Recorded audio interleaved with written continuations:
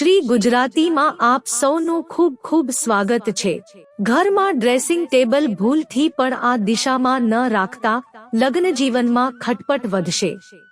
વાસ્તુશાસ્ત્ર મુજબ જો તમારા ઘરમાં ડ્રેસિંગ ટેબલની દિશા ખોટી હશે તો જીવનમાં ઘણી મુશ્કેલીઓનો સામનો કરવો પડશે। તેનાથી ઘરમાં નકારાત્મક ઉર્જા પ્રવેશ કરે છે અને સાથે જ દાંપત્ય જીવનમાં પણ ઝઘડા થાય છે। જાણો ડ્રેસિંગ ટેબલની સાચી દિશા। 1. ઘરમાં રહે છે સતત કલેશ। સૌ પ્રથમ તો એ જાણવું જરૂરી છે કે જો ડ્રેસિંગ ટેબલને યોગ્ય દિશામાં અને યોગ્ય રીતથી ન રાખવામાં આવે તો તેની સીધી અસર દાંપત્ય જીવન પર પડે છે। ઘરમાં હંમેશા કલેશ સર્જાય છે અને સુખ શાંતિ ક્યારેય સ્થિર રહેતી નથી। 2. હંમેશા સાફસફાઈ રાખો।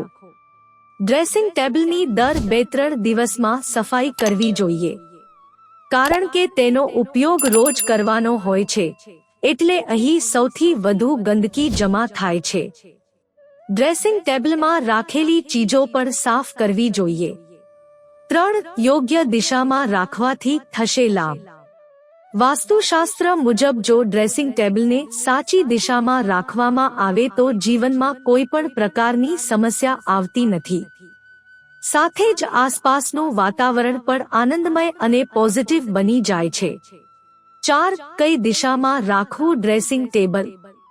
વાસ્તુશાસ્ત્ર મુજબ ડ્રેસિંગ ટેબલ હંમેશા રૂમની ઉત્તર અથવા પૂર્વ દિશામાં રાખવું જોઈએ।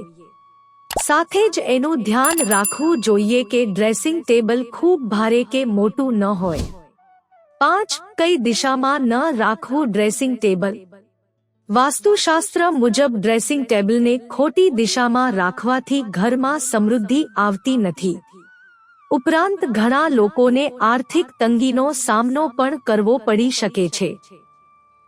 તેને દક્ષિણ, દક્ષિણ પશ્ચિમ અથવા દક્ષિણ પૂર્વ દિશામાં ક્યારેય ન રાખવું।